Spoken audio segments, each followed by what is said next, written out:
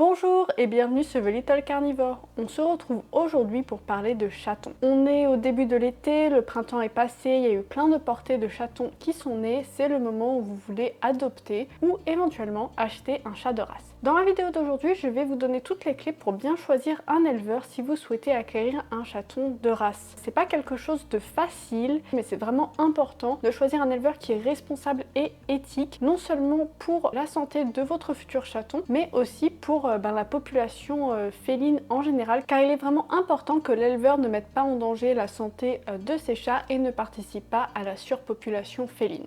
Il va y avoir beaucoup de critères et ça peut faire peur, je le comprends, mais dans ce cas-là, si vous n'êtes pas prêt à vraiment vous tourner vers un éleveur qui est responsable, abandonnez l'idée d'avoir un chat de race et plutôt tournez-vous vers une association type SPA ou un refuge pour adopter aussi de façon responsable un chaton ou même un chat adulte et lui offrir une meilleure vie. Le premier critère est tout simplement ce qui fait qu'un chat est un chat de race, c'est que l'éleveur doit fournir des pédigrés. Le pédigré, c'est un papier qui atteste de la généalogie de votre chat. En France, il faut que le chat ait un pédigré du LOUF, le livre officiel des origines félines, et c'est dans la législation française. Si un chat n'a pas un pédigré, ça veut dire que ce n'est pas un chat de race. Vous allez dire, mais c'est pas très important, c'est un bout de papier, etc. Non, le pédigré c'est vraiment la base puisque ça permet de voir le travail de sélection de l'éleveur et bien sûr de vérifier la consanguinité, de voir qu'il n'a pas fait s'accoupler ensemble un frère et une sœur, un père avec sa fille, etc. Il y a des sites comme Poped sur lequel vous pouvez faire des calculs de consanguinité et il est vraiment très fortement recommandé d'avoir un chaton qui a un taux de consanguinité de moins de 5% sur 10 générations. Donc ça c'est quelque chose que vous pouvez vérifier ou que vous pouvez demander à l'éleveur. Un éleveur qui fait les choses de façon responsable va vérifier et calculer le pourcentage de consanguinité des chatons qu'il fait naître et ne va pas faire des croisements qui sont trop consanguins. Ça bien sûr c'est pour la santé du chaton et même pour la préservation de la race entière parce que si on a une race qui devient trop consanguine, les chats vont se mettre à avoir des problèmes de santé. Et ce que fait un éleveur, ça a un impact sur toute la population de la race entière. Sur les pédigrés LOUF, il peut aussi avoir des mentions du type si un chat a gagné une exposition, des tests de santé et même des tests d'ADN pour vérifier la filiation. Ça prouve vraiment à 100% que le père et la mère, c'est bien les parents du chaton que vous allez avoir. Si tout ça, ça vous passe au-dessus de la tête, vous voulez juste un joli chat, dans ce cas-là, tournez-vous autour d'une association, d'une adoption qui est responsable et surtout ne vous tournez pas vers des particuliers qui ont des pseudo-Maine Coon, des pseudo-Bengale, etc. Parce que là, vous allez sûrement juste avoir un chat de gouttière avec des taches ou un chat de gouttière à poils longs. Ça ne sera pas un chat de race. Un chat de race, c'est vraiment un chat qui a des caractéristiques physiques particulières et dont tous ses ancêtres sont de cette race-là. D'ailleurs, je vous ai fait une vidéo sur les chats de race où je vous explique aussi pourquoi avec un test ADN par exemple, on ne veut pas savoir quelle est la race d'un chat. Ensuite, on va voir l'âge du chaton. Donc ça, c'est quelque chose qui est aussi très important pour la bonne sociabilisation du chaton. Il faut qu'il ait au moins 12 semaines. Un éleveur ne doit pas séparer un chaton avant 12 semaines de sa mère et de sa fratrice. D'ailleurs, la limite légale, c'est de 8 semaines, mais c'est quand même beaucoup mieux d'attendre 12 semaines. Il y a eu une étude dans laquelle les chats qui avaient été séparés avant 12 semaines avaient plus de problèmes de comportement que les chats qui étaient restés avec leur fratrie jusqu'à 12 semaines. Et donc, si vous avez un éleveur qui vous dit ah, mais la mère a rejeté les chatons, non, mais c'est bon, il mange déjà des croquettes, de la pâtée, son sevrage a été fait à 8 semaines. Vraiment, pas de doute, partez en courant, attendez les 12 semaines. Bien sûr, ensuite, on va voir la santé du chaton, ce qui est extrêmement important. Donc, le chaton doit avoir un carnet de santé et il doit avoir été vacciné. En général, ceux qui sont recommandés, ça va être celui pour le coryza et le typhus. Parfois aussi la leucose et la rage. On le fait pas tout le temps, mais que pour les chats en général qui vont voyager. En général, le chaton aurait eu ses premiers vaccins à 6 à 8 semaines et ses rappels à 10-12 semaines. Et c'est pour ça d'ailleurs que c'est intéressant de prendre le chaton à 12 semaines, comme ça il arrive chez vous entièrement vacciné et c'est mieux qu'il ait tous ses vaccins avant de partir de sa maison pour éviter bien sûr les maladies. Le chaton doit bien sûr aussi être identifié avec une micropuce, c'est une obligation légale. Dans le carnet de santé du chaton, il doit y avoir aussi tous les vermifuges qui ont été faits et aussi les antiparasitaires externes type antipuce, etc. qui ont été faits par l'éleveur. Tout cela doit être mentionné. Le chaton doit aussi être cédé avec un certificat de bonne santé vétérinaire, donc ça veut dire qu'il doit avoir été ausculté par un vétérinaire vétérinaire. Ça aussi, c'est une obligation légale. Donc ça, c'est pour la santé du chaton. Mais il faut aussi s'assurer de la santé des parents parce que les parents peuvent transmettre des maladies aux chatons. On va avoir entre autres 2 tests qui sont très importants pour des maladies virales. On va avoir le syndrome d'immunodéficience acquise du chat ou FIV, ce qui est un peu l'équivalent du sida pour le chat, et la leucose féline FELV. Donc les parents doivent être testés et bien sûr indemnes de cette maladie, et bien sûr l'éleveur doit vous fournir une copie de ces tests. Ne croyez pas juste les éleveurs sur parole, on sait très bien qu'il y a plein de personnes mal intentionnées et l'éleveur doit n'avoir aucun problème à vous fournir ces tests, il doit même mettre en avant et faire des tests de santé pour vérifier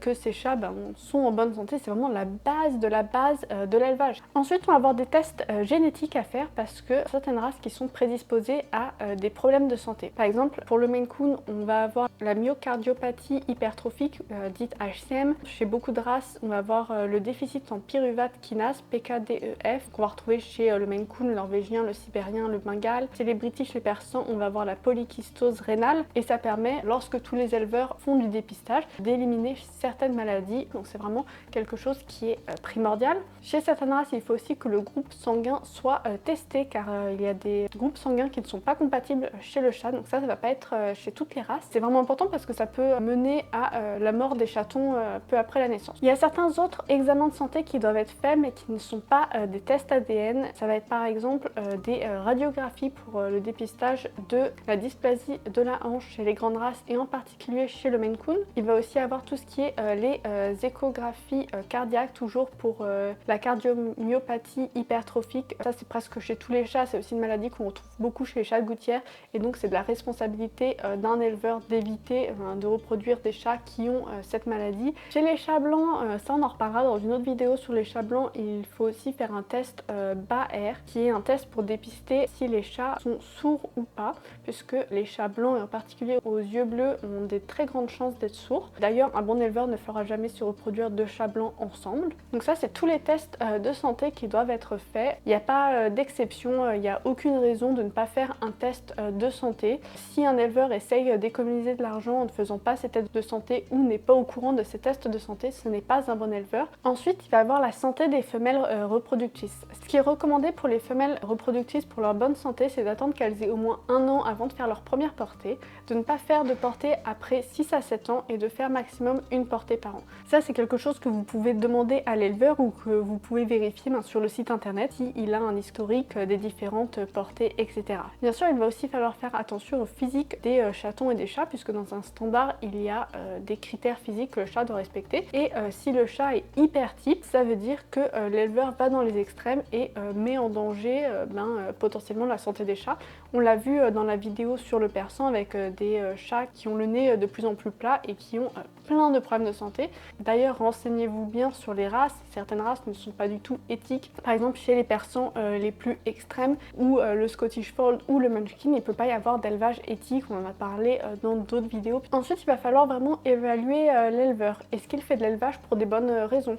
Est-ce qu'il a un programme de sélection pour améliorer la race, comme par exemple baisser la consanguinité, travailler sur certaines couleurs, travailler sur le caractère des chatons? Bref, est-ce qu'il a un programme génétique ou est-ce qu'il a trouvé que les Maine Coon c'était mignon et qu'il voulait avoir plein de chatons? Bien sûr, l'éleveur doit bien connaître les chatons, il doit être capable de vous dire quelle nourriture ils mangent, quels sont leurs jouets préférés, quels sont les caractères, etc.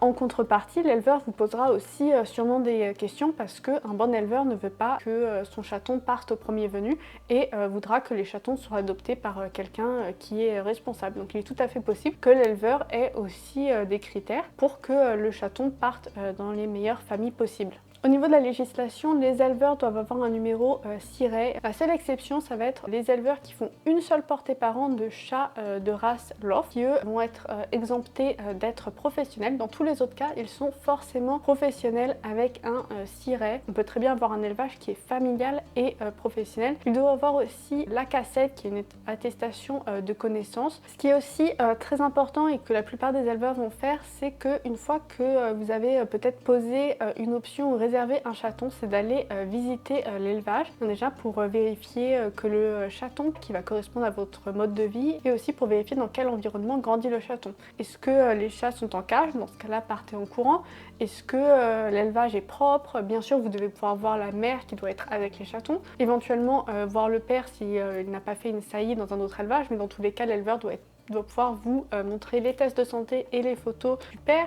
Ça peut aussi être l'occasion de signer le certificat d'engagement, puisque maintenant, avant d'adopter un chaton, il faut signer un certificat d'engagement au moins 7 jours avant le jour où vous allez récupérer le chaton. Et aussi que l'éleveur existe bel et bien, parce qu'il y a beaucoup d'arnaques sur internet avec des personnes qui essayent de revendre des chatons qui en fait n'existent pas. Bien sûr, lors de la vente, il y aura un contrat de vente. En général, dans un éleveur qui est responsable, dans le contrat, il y aura une clause que dans le cas où vous ne pouvez plus garder le chaton, l'éleveur va le récupérer. Ça, c'est vraiment la marque d'un bon éleveur qui ne laissera jamais ses chats être abandonnés. Et pendant toute la vie, le chat à laquelle il a donné naissance, il est prêt à le récupérer si quoi que ce soit arrive. J'ai tendance à préférer les éleveurs qui vont stériliser les chatons de façon précoce. Et donc, quand vous acquérez votre chaton, il est déjà stérilisé. En général, les éleveurs font ça pour éviter la surpopulation et que donc des personnes non formées ne fassent pas de pseudo-élevage. Vous l'avez vu, il y a beaucoup de choses à mettre en place avant de faire un élevage pour s'assurer qu'on fait naître des chats en bonne santé. Parce que l'élevage, c'est pas juste prendre un chat mâle et un chat femelle et les faire s'accoupler. Et c'est parce que des choses comme ça n'ont pas été faites avant que certaines races ont des taux de consanguinité élevés, ont des problèmes de santé ou ont des hypertypes. Ensuite, on va voir les red flags. Au niveau des éleveurs qui font des livraisons à l'international, méfiez-vous.